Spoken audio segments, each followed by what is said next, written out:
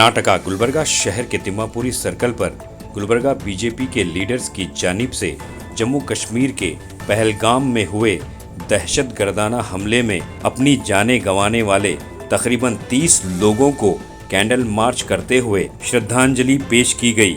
इस मौके पर एमएलसी बीजी पाटिल, साबिक MP doctor Umesh Yadav, Gulbarga south के साबिक MLA Dattatreya C Patil, Gulbarga BJP doctors wing के सदर डॉक्टर सुधा हल्काई ने मीडिया के नुमाइंदों से बात करते हुए पहलगाम में हुए दहशतगर्दाना हमले की मजम्मत करते हुए मरकजी सरकार और प्राइम मिनिस्टर नरेंद्र मोदी से गुजारिश की कि जिन दहशतगर्दों ने ये घिनौनी हरकत की है उन्हें सख्त से सख्त सज़ा देने की मांग की। इन तमाम लीडर्स ने दहशतगर्दों का ताल्लुक पाकिस्तान से होने की बात कही। तो आइए देखते हैं तफसीली report. Bureau report, Atraf TV, Urdu news.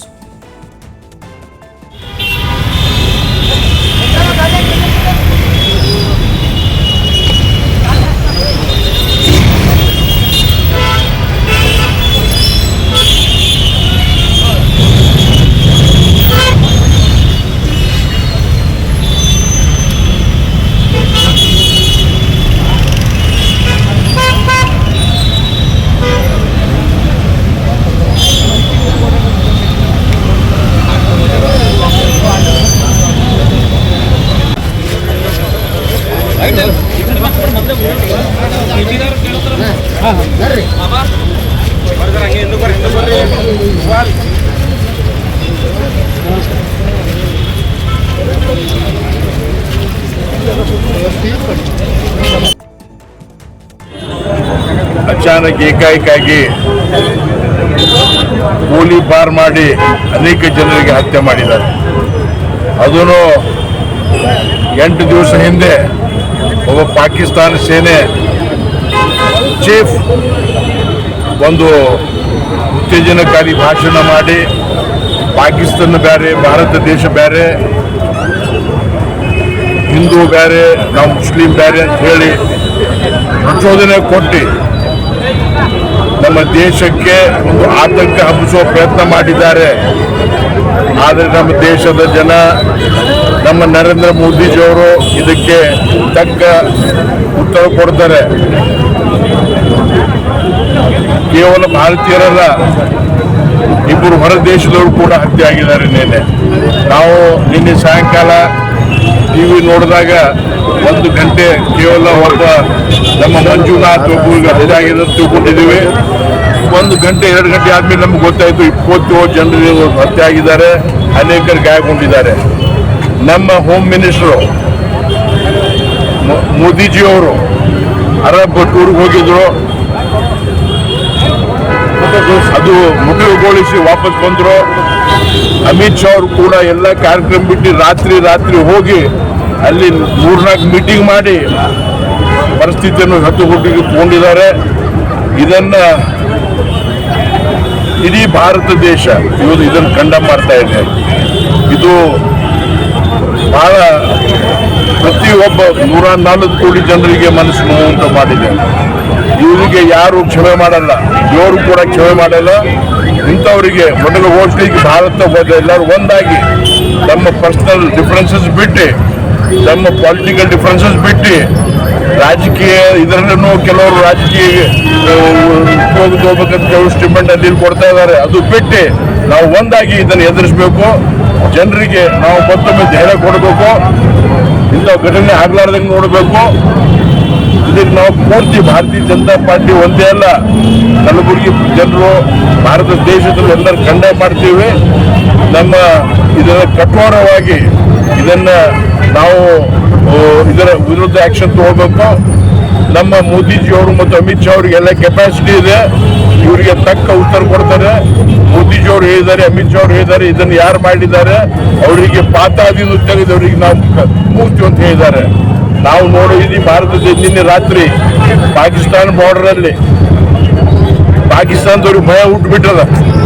ನಿನ್ನೆ ಅವ್ರು ಯಾರು ನಿದ್ದೆ ಮಾಡಿಲ್ಲ. ಬಾರ್ಡರ್ನಾಗ, ಪಾಕಿಸ್ತಾನ ಬಾರ್ಡರ್ದಾಗ ಅವರು ಯುದ್ಧದ ರೂಪದಲ್ಲಿ ಎಲ್ಲ ತಯಾರು ಮಾಡಿ ಅವರು ಹೆದರ್ಕೊಂಡಿದ್ದಾರೆ ಏನಾಗ್ತದೆ ಅಂತೇಳಿ. ಇದು ಸಹಜ, ಅವ್ರು ತಪ್ಪು ಮಾಡಿದ್ದಾರೆ, ಅವ್ರಿಗೆ ಗೊತ್ತಿದೆ. ಇದನ್ನ ಇಡೀ ಭಾರತ ದೇಶ ಮತ್ತು ಕಣ್ಣ ಮರ್ತಂತ ಹೇಳಿ ಇವತ್ತು ನಾವು ಕಲಬುರಗಿ DC ಆಫೀಸಿಂದ ಇಲ್ಲಿ ನಮ್ಮ ವಲ್ಲಭಾಯ್ ಪಟೇಲ್ ಸರ್ಕಲ್ ಅವರಿಗೆ ಕ್ಯಾಂಡಲ್ ಮಾರ್ಚ್ ಆಗಿದೆ. ಯಾರು ಇವತ್ತು ಸ್ವರ್ಗವಾಸ ಆಗಿದ್ದಾರೆ ಅವರ ಆತ್ಮಕ್ಕೆ ಶಾಂತಿ ಸಿಗಲಿ ಅಂತ ಹೇಳಿ ದೇವರಿಗೆ ಬೇಡ್ಕೊತೀನಿ. ಮತ್ತು ನಮ್ಮ ಜನರಿಗೆ ಧೈರ್ಯ ಬಿಡಬಾರ್ದು, ನಾವು ಎಲ್ಲರೂ ಒಂದಾಗಿ ಇದನ್ನು ಎದುರಿಸಬೇಕು. ಯಾರು ಟೆರರ್ ಕ್ರಿಯೇಟ್ ಮಾಡ್ಲಿಕ್ಕೆ ಪ್ರಯತ್ನ ಮಾಡ್ತಿದ್ದಾರೆ ಅವರಿಗೆ ನಾವು ವಿಫಲಗೊಳಿಸ್ಬೇಕಂತ ಹೇಳಿ ಎಲ್ಲರೂ ವಿನಂತಿ ಮಾಡಿ, ಇವತ್ತು ನಮ್ಮ ಎಲ್ಲ ಕಾರ್ಯಕರ್ತರು ಎಲ್ಲ ನಾಯಕರು ಬಂದಿದ್ದಾರೆ. ಅವರಿಗೆ ಇಂಥ ಸಮಯದಲ್ಲಿ ತಾವು ಬಂದಿದ್ದೀರಿ, ತಮಗೆ ಧನ್ಯವಾದ. ಎಂಟು ಮಂದಿಗೆ ಈ ಹೆಸರನ್ನು ಕೇಳಿ ಕೊಲೆ ಮಾಡಿದ್ದಾರೆ. ಹಿಂದೂನ ಮುಸ್ಲಿಂ ಅಂತೇಳಿ ಕೇಳಿ ಕೊಲೆ ಮಾಡಿದ್ದಾರೆ. ಅದು ಗೊತ್ತಾದ ತಕ್ಷಣ ನಮ್ಮ ಪ್ರಧಾನಮಂತ್ರಿಗಳು ಎಲ್ಲಿದ್ದರು ಅಲ್ಲಿಗೆ ರಿಟರ್ನ್ ಆಗಿ ಬಂದು ಅಮಿತ್ ಶಾ ಅವರು ಸಾಕಷ್ಟು ಅಲ್ಲಿ ಚರ್ಚೆಗಳನ್ನು ಮಾಡಿದ್ದಾರೆ. ಅವರಿಗೆಲ್ಲ ಹುಡುಕಾಡಬೇಕು, ಇದೇ ಅಡವಿ ಒಳಗೆ ಇದ್ದಾರಂತ ಹೇಳ್ತಾರೆ. ಅವ್ರಿಗೆ ತಕ್ಕ ಪಾಠ ಕಲಿಸ್ಬೇಕಂತ ನಾನು ಆಗ್ರಹಿಸ್ತೇನೆ. ನಿನ್ನೆ ಆದಂಥ ಆತಂಕವಾದಿಗಳಿಂದ ಇವತ್ತು ಅಮಾಯಕರನ್ನ ಕೊಲ್ಲುವಂಥ ಏನು ಕೃತ್ಯ ಇವತ್ತು ಪಾಕಿಸ್ತಾನ ಪ್ರೇರಿತ ಆತಂಕವಾದಿಗಳು ಬಂದು ಇವತ್ತು ಪಹಲ್ಗಾಮ್ನಲ್ಲಿ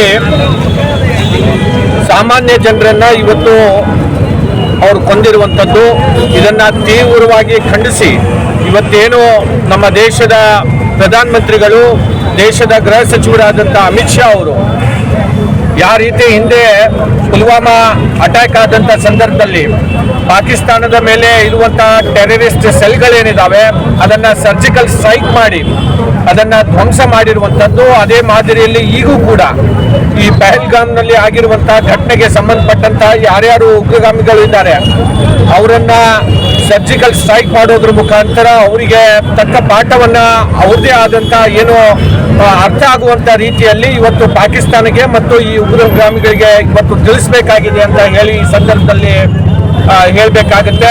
ಅದ್ರ ಜೊತೆಯಲ್ಲಿ ನಮ್ಮ ಕರ್ನಾಟಕದವರೇ ಆದಂಥ ಮಂಜುನಾಥ್ ಅವರು ಕೂಡ ಇವತ್ತಿನ ದಿವಸ ಆ ಒಂದು ಟೆರರಿಸ್ಟ್ ಅಟ್ಯಾಕ್ ಅಲ್ಲಿ ಇವತ್ತಿನ ದಿವಸ ಸಾವನ್ನಪ್ಪಿದ್ದಾರೆ. ಇವತ್ತು ಅನೇಕ ಜನ ಬಹಳಷ್ಟು ಜನರು ಇವತ್ತು ಹೊಸದಾಗಿ ಮದುವೆ ಆಗಿ ಅಲ್ಲಿ ಟೂರಿಸಂಗಾಗಿ ಹೋಗಿರುವಂಥದ್ದು. ಅಂಥದ್ರಲ್ಲಿ ಇವತ್ತು ಅವರಿಗೆ ಬಹಳ ಅವ್ರ ಮನೆಯವರನ್ನ ಕಳ್ಕೊಂಡು ಇವತ್ತು ಬಹಳಷ್ಟು ಜನರು ಇವತ್ತು ದುಃಖಸ್ಥರಾಗಿದ್ದಾರೆ. ಅವರಿಗೂ ಕೂಡ ಭಗವಂತ ಶಕ್ತಿಯನ್ನ ಈ ಸಂದರ್ಭದಲ್ಲಿ ದುಃಖ ಭರಿಸುವಂತ ಶಕ್ತಿ ಭಗವಂತ ದಯಪಾಲಿಸಲಿ ಅಂತ ಹೇಳಿ ನಾವೆಲ್ಲರೂ ಕೂಡ ಇವತ್ತು ಪ್ರಾರ್ಥನೆಯನ್ನ ಮಾಡಿ ಮತ್ತೊಮ್ಮೆ ಪಾಕಿಸ್ತಾನಕ್ಕೆ ಅವರಿಗೆ ಬುದ್ಧಿ ಕಲಿಬೇಕು ಅಂತಂದ್ರೆ ಇವತ್ತು ಅವ್ರದ್ದು ಆದಂತ ಅವರಿಗೆ ಯಾವ ರೀತಿ ತಿಳಿಸ್ಬೇಕು ಅಂತ ಅನ್ನೋದನ್ನ ಮಾನ್ಯ ಮೋದಿಜಿ ಅವರಿಗೆ ಗೊತ್ತಿದೆ. ಮಾನ್ಯ ಮೋದಿಜಿ ಅವರು ಇವತ್ತು ಖಂಡಿತವಾಗಿ ಇದನ್ನ ಪಾಕಿಸ್ತಾನ ಮತ್ತು ಈ ಉಗ್ರಗಾಮಿಗಳಿಗೆ ಅವರಿಗೆ ತಕ್ಕ ಪಾಠವನ್ನ ಕಲಿಸ್ತಾರೆ ಅಂತ ಮಾತನ್ನ ಮತ್ತೊಮ್ಮೆ ಈ ಸಂದರ್ಭದಲ್ಲಿ ಹೇಳಿ ನನ್ನ ಮಾತನ್ನು ಜನರಿಗೆ ಮನೆಯ ಕುಟುಂಬದ ಸದಸ್ಯರಿಗೆ ತಾಳ್ಮೆ ಶಕ್ತಿಯನ್ನು ಸಹಿಸಿಕೊಂಡು ದೇವರು ಅವರಿಗೆ ಸಹಿಸುವಂಥ ಶಕ್ತಿಯನ್ನು ಕೊಡಲಿ, ಅವರ ಆತ್ಮಕ್ಕೆ ಶಾಂತಿಯನ್ನು ಸಿಗಲಿ.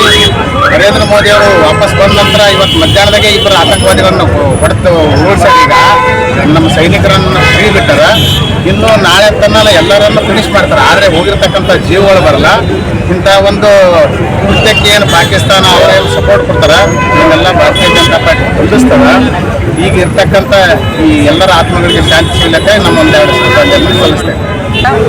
ಮೊದಲನೆಯದಾಗಿ ನಮ್ಮ 28ರಿಂದ 30 ಏನು ಹಿಂದೂ ಅಣ್ಣ ತಮ್ಮಂದಿರು ತಮ್ಮ ಜೀವವನ್ನು ಬಲಿದಾನ ಕೊಟ್ಟಿದ್ದಾರೆ, ಅವರ ಆತ್ಮಕ್ಕೆ ಶಾಂತಿ ಸಿಗಲಿ, ಅವರ ಆತ್ಮಕ್ಕೆ ಸದ್ಗತಿ ಸಿಗಲಿ ಮತ್ತು ಅವರ ಕುಟುಂಬದವರಿಗೆ ಒಂದು ಶಕ್ತಿ ಸಿಗಲಿ ಅಂತ ನಾವು ಇಲ್ಲೆಲ್ಲರೂ ನಮ್ಮ ಭಾಜಪಾ ಮತ್ತು ಅನೇಕ ಎಲ್ಲ ನಾಗರಿಕರು ಕೂಡಿಕೊಂಡು ನಾವು ಒಂದು ಕ್ಯಾಂಡಲ್ ಮಾರ್ಚ್ ಮಾಡಿದ್ದೀವಿ. ನಿನ್ನೆ ಈ ಆತಂಕವಾದಿಗಳು ಏನು ನಮ್ಮ ಇನ್ನೋಸೆಂಟ್ ಅಣ್ಣ ತಮ್ಮಂದಿರಿಗೆ ಒಂದು ಬಲಿ ಕೊಟ್ಟಿದ್ದಾರೆ. ಇವತ್ತು ಅಲ್ಲಿ ಅವರು ಯಾವುದು ಪಕ್ಷಕ್ಕೆ ಸೇರಿರಲಿಲ್ಲ, ಯಾವುದು ಅವರಿಗೆ ಮಿಲಿಟರೀಸ್ ಅಗೇನ್ಸ್ಟ್ ಏನೂ ಇರಲಿಲ್ಲ. ಬಟ್ ಅವರಿಗೆ ಅವರು ಟಾರ್ಗೆಟ್ ಮಾಡಿ 30 ಜನದ ಜೀವ ತಗೊಂಡಿದ್ದಾರೆ. ಇವತ್ತು ನಮ್ಮ ಅಕ್ಕ ತಂಗಿಯಂದಿರು ಇವತ್ತು ವಿಧವಾ ಆಗಿದ್ದಾರೆ, ಅವರ ಮಾಂಗಲ್ಯ ಭಾಗ್ಯವನ್ನು ಅವರು ಕಳ್ಕೊಂಡಿದ್ದಾರೆ. ಚಿಕ್ಕ ಚಿಕ್ಕ ಮಕ್ಕಳು ಅವ್ರ ಕಣ್ಣೆದ್ರು ಅವ್ರ ತಂದೆಯನ್ನ ಸಾಯೋದನ್ನ ನೋಡಿದ್ದಾರೆ. ರಕ್ತ ಹರಿತಾ ಇತ್ತು ನಿನ್ನೆ. ಇವತ್ತು ಹೇಳ್ತೀನಿ ನಾನು, ಆದರಣೀಯ ಆದರಣೀಯ ನರೇಂದ್ರ ಮೋದಿಜಿಯವರು ಮತ್ತು ಅಮಿತ್ ಶಾಜಿಯವರು ಹಿಂದೆ ಏನು ಹೇಳಿದ್ರು, ಗುಸ್ಕೆ ಮಾರೆಂಗೆ ಅಂತ. ಒಂದು ಸಲ ಅಲ್ಲ, 10 ಸಲ ಗುಸ್ಕೆ ಮಾರೆಂಗೆ. ಇವತ್ತು ನಮ್ಮ ಇನ್ನೋಸೆಂಟ್ ಅಣ್ಣ ತಮ್ಮಂದಿರಿಗೆ ನೀವು ಬಲಿ ಕೊಡಬಾರ್ದಾಗಿತ್ತು. ಧೈರ್ಯನೇ ಇತ್ತು ಅಂತಂದ್ರೆ ನಮ್ಮ ಭಾರತ ದೇಶದ ಡಿಫೆನ್ಸ್ ಜೊತೆಗೆ ಬಂದು ನೀವು ಜಗಳಾಡಿ. ಆದ್ರೆ ನಿರ್ದೋಷವಾಗಿರೋ ನಮ್ಮ ಅಣ್ಣ ತಮ್ಮಂದಿರಿಗೆ ಅಥವಾ ಅವರ ಮನೇನ ಏನಿವತ್ತು ಅನಾಥ ಮಾಡಿದ್ದೀರಾ, ಇವತ್ತಿಗಲ್ಲ ಇನ್ನು 100 ವರ್ಷಕ್ಕೆ ನಿಮ್ಗೆ ಪಾಠ ಕಲಿಸೋ ತರ ಆದರಣೀಯ ನರೇಂದ್ರ ಮೋದಿಜಿ ಅವರು ಮಾಡ್ತಾರೆ. ಅವ್ರಷ್ಟೇ ಅಲ್ಲ, ಅವ್ರ ಜೊತೆಗೆ ನಾವು ಎಲ್ಲರೂ ಇವತ್ತು ಕೈ ಜೋಡಿಸಿ ನಿಂತಿದ್ದೀವಿ.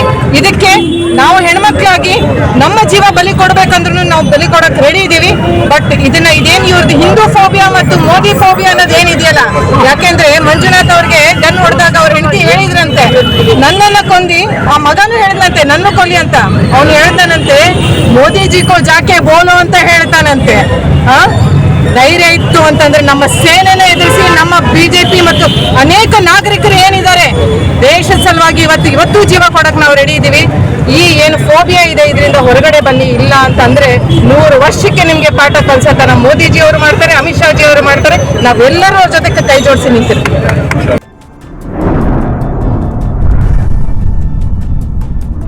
अतराफ टीवी, हर बात सच के साथ।